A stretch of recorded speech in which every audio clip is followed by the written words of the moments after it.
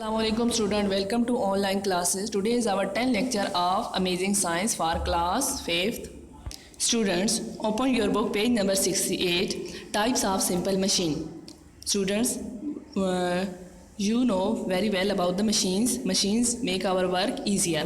What are the simple machines? The moving part of an object that make our work easier. Moving part, किसी भी object की जो moving part है जो हमारा काम आसान करते हैं, are called the simple machine. Here are the some examples of simple machine. Levers, inclined plane, wedge, screws, wheels and axle and pulleys are the simple machine. All machines are made up of one or more of these simple machine. ये सारी किसी एक से फिर दो से जुड़ने से बनेगी. First of all, we will discuss about the lever. A lever is a simple machine in the form of an arm which can lift the heavy load by applying the very little effort. Student, lever क्या है? ये किसी भी rod की सूरत में हो सकता है, किसी बाजू की सूरत में हो सकता है, जिस तरह बम बाजू है, या फिर किसी स्पून की सूरत में हो सकता है. और लीवर क्या है? लीवर वो मशीन है जो हमारा ज़्यादा वज़न उठा सकती है विद अ लिटिल एफर्ट से, और उसमें एक पॉइंट होता है जहाँ पे पूरे लीवर का रेस्ट जो वज़न है वो रेस्ट करता है, यानी पे वो उसका सेंट्रल पॉइंट भी होता है. लेकिन जहाँ पे सारा लीवर का ज़ोर जो है वो रेस्ट करता है, या फिर जो उसका टर्न्स पॉइंट होता है वो उसका क्या कहलाता है बच्चों? फुलक्रम कहलाता है. अब फुलक्रम जो है वो कहीं भी हो सकता है लीवर के अंदर. जहाँ से ज़ोर अप्लाई किया जाता है, लगाया जाता है, वो पॉइंट क्या कहलाता है? एफर्ट. जहाँ से ज़ोर लगाया जाता है वो पॉइंट क्या कहलाता है? एफर्ट. और जहाँ पे वेट लिफ्ट किया जाता है, काम किया जाता है, वज़न उठाया जाता है, वो पॉइंट लोड कहलाता है. अब फुलक्रम इन दोनों के दरमियान भी हो सकता है, इनके एक साइड पे भी हो सकता है.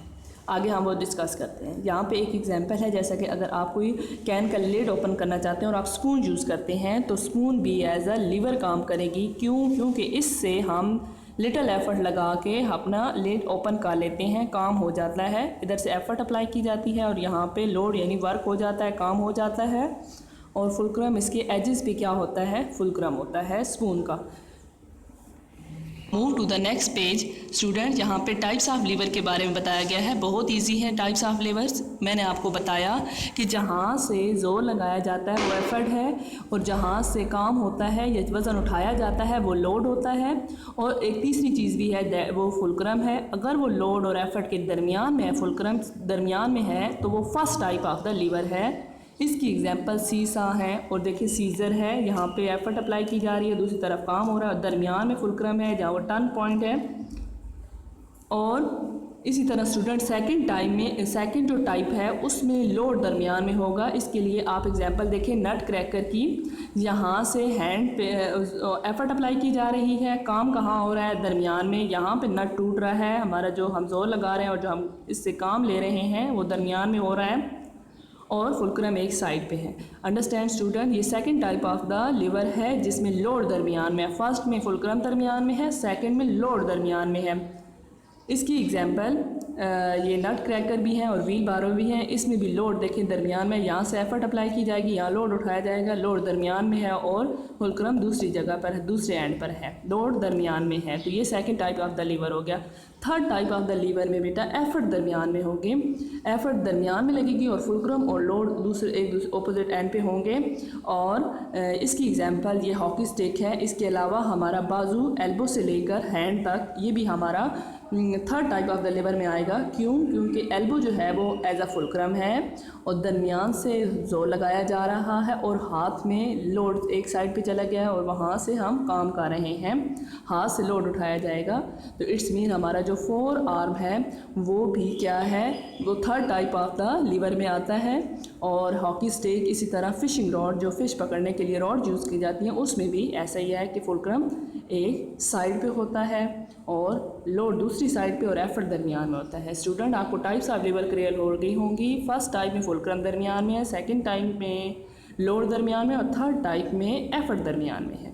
Now move to the next topic, inclined plane. Student, inclined plane क्या है? एक स्लोपिंग सरफेस है. कौन सी? एक स्लोप वाली सरफेस है. अंडरस्टैंड, ये किस लिए होती है बच्चों? आपको पता है कि अगर यहाँ से एक ब्लॉक और एक बंदे ने ये वज़न उठा के जाना हो, लिफ्ट करके उठा के अपने हाथों में उठा के लेके जाना होता तो इसके लिए बहुत मुश्किल हो जाता।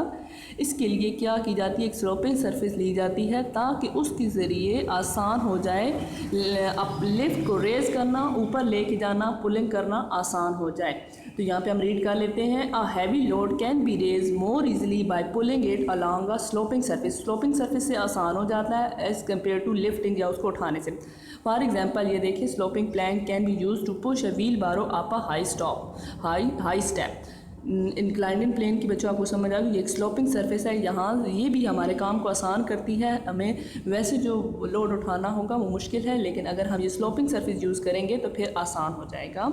नेक्स्ट टॉपिक है बेटा वेज। वेज क्या है? ये दो इंक्लाइंड प्लेन को जोड़ के बनती है और ये भी हमारे काम को आसान करती है। इससे क्या होगा कि ये डायरेक्शन ऑफ द फोर्स की डायरेक्शन को चेंज करके उसको इंक्रीज़ करता है। स्टूडेंट यहाँ पे देखें, you can see the two inclined plane, एक ये स्लोपिंग है और एक ये स्लोपिंग है। दो इंक्लाइंड प्लेन को जोड़ के एक वेज बनाया गया है, जिससे ये वाला जो एंड है वो कैसा हो गया, वो शार्प हो गया, शार्प एज बन गया है। तो जैसे ही यहाँ से फोर्स अप्लाई की जाएगी तो ये साइड वे से, यहाँ से भी और साइड वे से भी होते हुए एक पॉइंट पर पहुँचेगी। तो जब बहुत ज़्यादा फोर्सेस एक ही पॉइंट पर इकट्ठी हो जाएंगी तो वो इंक्रीज़ हो जाएगी। और आपने एक्स तो देखा हुआ होगा, वो भी एक वेज ही है, क्योंकि उसमें जब डाउनवर्ड फोर्स लगाई जाती है तो साइड वे से होती हुई, ठीक है, ये देखिए अगर यहाँ पे ये एक हमारे पास एक्स है और ये जो फोर्स है साइड वे से होते हुए जो हमारी वुड होगी उसको स्प्लिट कर देगी, तोड़ देगी। और जितना ज़्यादा ये शार्प एज होगा उतनी ज़्यादा अच्छी फोर्स अप्लाई की होगी और इतना अच्छा काम होगा एज़ कम्पेयर टू अगर ब्लंट होगी। तो वेज की भी आपको क्लियर हो गया, वेज क्या चीज़ है? टू इंक्लाइंड प्लेन को यूज़ करके बनाया गया है, इससे फोर्स इंक्रीज़ होती है और डायरेक्शन भी चेंज होती है। स्टूडेंट देखें, फोर्स यहाँ पर लगाई गई ना, लेकिन उसके बाद ये इसकी डायरेक्शन चेंज हो गई, डायरेक्शन भी चेंज होती है और इंक्रीज भी होती है, ज़्यादा भी होती है। देखिए यहाँ से भी जा रही है और एक पॉइंट पर इकट्ठी हो रही है। तो जब ज़्यादा चीज़ एक ही जगह पे इकट्ठी होगी तो वहाँ ज़्यादा हो जाएगी ऑटोमेटिकली फोर्स, तो इंक्रीज भी होती है। अंडरस्टैंड? एक्स एक वेजी है, उसकी एग्जांपल भी बता दी है आपको। इंक्लाइंड प्लेन के बारे में भी आपको क्लियर हो गया होगा। स्टूडेंट अपनी रीडिंग दोबारा ध्यान से करें और अपना ख्याल रखें। ओके, अल्लाह हाफिज़।